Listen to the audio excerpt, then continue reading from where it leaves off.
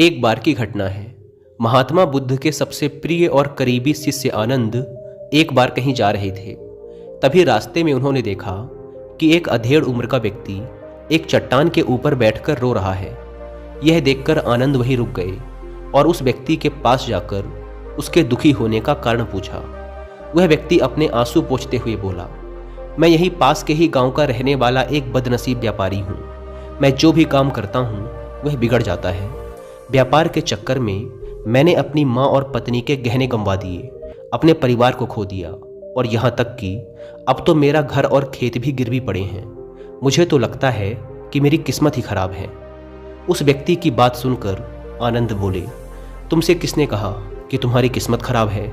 जरा मैं भी तो जानूं कि तुम्हारी किस्मत में क्या खराबी है। व्यक्ति बोला, पहले मैं खेती करता था, लेकिन हर साल उसमें घाटा होता था। कभी सूखा पड़ जाता तो कभी ज़्यादा बारिश से फसल खराब हो जाती, कभी आवारा पशु फसल को नुकसान पहुंचाते तो कभी कीड़े मकोड़े और बीमारियां फसल को बर्बाद कर देते। खेती से मेरे परिवार का गुजारा ठीक से नहीं चल पा रहा था, जिससे परेशान होकर मैंने खेती करना छोड़ दिया और व्यापार करने का निश्चय किया।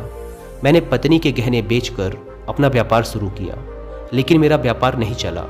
शुरू में तो मेरे परिवार वालों ने थोड़ी बहुत मेरी आर्थिक मदद की, मेरा साथ दिया, लेकिन जैसे जैसे मुझे नुकसान होने लगा मेरे परिवार वालों ने भी मेरा साथ छोड़ दिया और मुझसे दूर हो गए।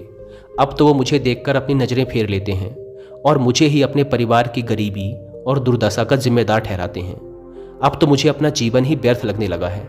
अक्सर मेरे मन में ख्याल आते हैं कि अपना जीवन ही खत्म कर लूं, और मैं आज यहाँ आत्महत्या करने ही आया था, लेकिन हिम्मत नहीं जुटा पाया, इसीलिए इस पत्थर पर बैठकर रो रहा था।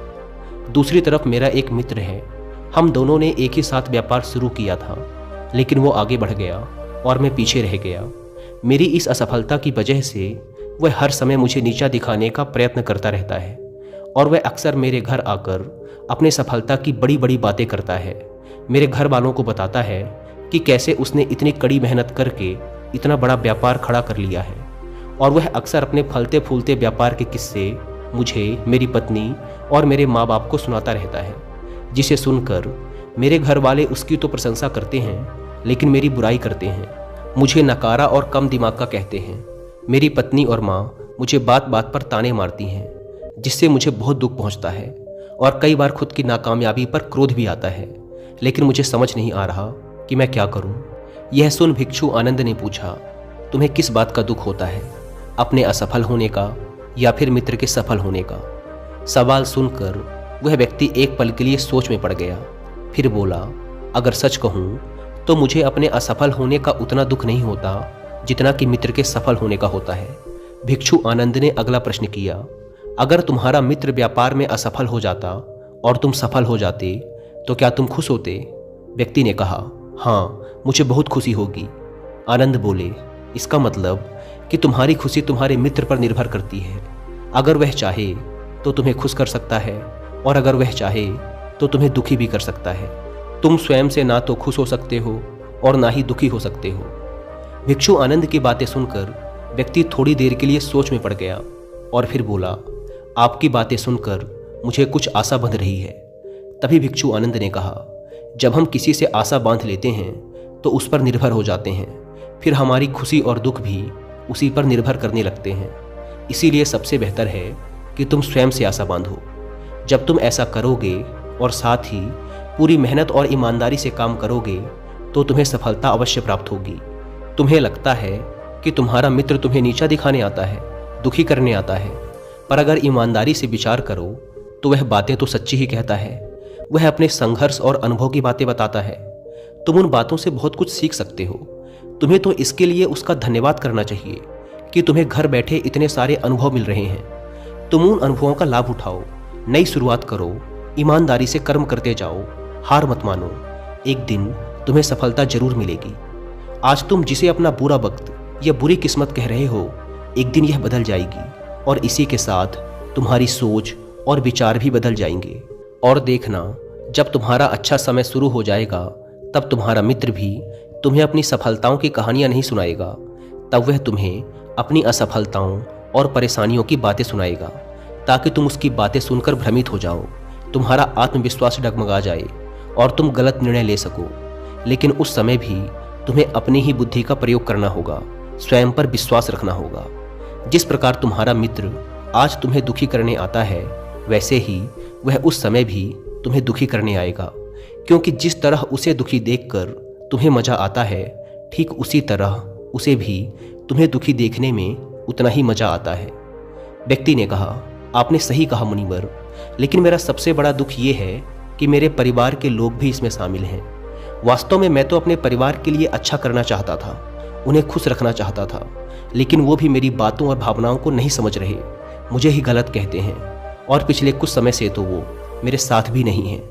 भिक्षु आनंद ने उस व्यक्ति को समझाते हुए कहा, हम हमेशा चाहते हैं कि हम जो कुछ भी करें लोग उसके लिए हमारी प्रशंसा करें, लेकिन आमतौर पर ऐसा नहीं होता।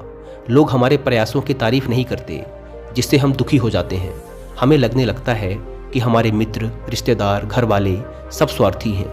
लेकिन अगर तुम किसी को अपना परिवार मानते हो और उसके लिए कुछ करना चाहते हो, तो फिर तुम ऐसा क्यों सोचते हो कि तुम दूसरों के लिए कुछ कर रहे हो? वास्तव में तुम अपनी खुशी के लिए कुछ कर रहे हो, क्योंकि उन्हें खुश देखकर तुम्हें खुशी होती है। अगर ऐसा करते समय तुम मान कर चलते हो कि तुम दूसरों के लिए कुछ कर रहे हो, तो तुम दुखी रहोगे। लेकिन अगर तुम्हें लगता है कि तुम स्वयं के लिए कर रहे हो, तो तुम खुश रहोगे, क्योंकि जब हम स्वयं के लिए कुछ करते हैं या करना चाहते हैं, तो हमें इसके लिए सांत्वना की जरूरत नहीं पड़ती। भिक्षु आनंद की ये बातें सुनकर उस व्यक्ति के चेहरे के भाव पूरी तरह से बदल गए। उसने कहा, आप सही कह रहे हैं मुनिवर, मैं समझ गया कि अब तक मेरी किस्मत इसीलिए खराब थी क्योंकि वह दूसरों के हाथों में थी। लेकिन अब से मैं अपनी किस्मत को अपने हाथों में रखूंगा, फिर से प्रयत्न करूंगा, पूरी लगन और ईमानदारी से काम करूंगा, और जब तक सफलता नहीं मिल जाती चैन से नहीं बैठूंगा। उस व्यक्ति की बात सुनकर भिक्षु आनंद मुस्कुराए और उसे एक छोटी सी डिबिया देते हुए कहा, इस डिबिया को हमेशा अपने साथ रखना। इसमें एक ऐसा मंत्र है जो तुम्हें बड़े से बड़े दुख से भी बाहर निकाल लेगा। लेकिन इस डिबिया को तभी खोलना जब तुम्हारे सारे रास्ते बंद हो जाएं, कोई उम्मीद नजर ना आए और तुम्हें लगने लगे कि सब व्यर्थ है, यह दुनिया व्यर्थ है और यहाँ रहना भी व्यर्थ है। व्यक्ति ने भिक्षु आनंद का धन्यवाद किया और उस डिबिया को लेकर अपने घर वापस आ गया। उसने नए उत्साह के साथ दोबारा अपने व्यापार की शुरुआत की और इस बार उसका व्यापार चल पड़ा। अपनी मेहनत और लगन के बल पर बस कुछ ही सालों में वह एक बड़ा व्यापारी बन गया। उसके परिवार वाले भी उसके साथ आ गए और उसका जीवन बहुत ही सुख शांति और समृद्धि के साथ बीतने लगा। लेकिन समय और किस्मत के खेल को आज तक ना कोई समझ पाया है और ना कोई समझ पाएगा। ये सदा एक जैसा नहीं रहता, यह बदलता रहता है। उस व्यक्ति के जीवन में भी बदलाव आया। वह व्यक्ति जिस राज्य में रहता था, उस राज्य पर पड़ोसी राज्य के राजा ने हमला कर दिया। उस हमले और लूट मार में उस व्यक्ति का सारा धन भी लूट लिया गया। उसकी दुकानें और घर सब जला दिए गए। जान बचाने के लिए उसे अपने परिवार के साथ वहां से भागना पड़ा। व्यक्ति अपने परिवार के साथ कई दिनों तक इधर उधर भटकता रहा। वह दाने दाने को मोहताज हो गया। उसका बच्चा बीमार हो गया और इलाज के अभाव में बीमारी से बुरी तरह तड़पने लगा। यह देखकर उसका हृदय चीत्कार कर उठा। उसके पास अपने बेटे के इलाज और परिवार को खिलाने के लिए धन के नाम पर एक सिक्का भी नहीं था। वह अंदर से बुरी तरह से टूट गया। ऐसे में उसे एक बार फिर से निराशा ने घेर लिया। उसे लगने लगा कि उसका जीवन व्यर्थ है, सारी दुनिया व्यर्थ है। लेकिन तभी अचानक उसे भिक्षु आनंद द्वारा दी गई डिबिया की याद आई। उसने बड़ी उत्सुकता के साथ उसे खोला। उस डिबिया के अंदर एक पर्ची रखी हुई थी। उस पर्ची पर कुछ लिखा हुआ था। उस पर्ची को पढ़कर उसकी आंखों के सामने छाया हुआ निराशा का अंधेरा छट गया और वह एकदम से मुस्कुरा उठा। उस पर्ची पर लिखा था, ये वक्त भी गुजर जाएगा। दोस्तों, ये कहानी हमें सिखाती है कि समय के खेल को समझना असंभव है। ये हमेशा बदलता रहता है। इसीलिए बुरी परिस्थितियों में हमें अत्यधिक निराश नहीं होना है, आत्मविश्वास बनाए रखना है, क्योंकि समय बदलता जरूर है। आज बुरा है तो कल अच्छा भी जरूर आएगा। धन्यवाद।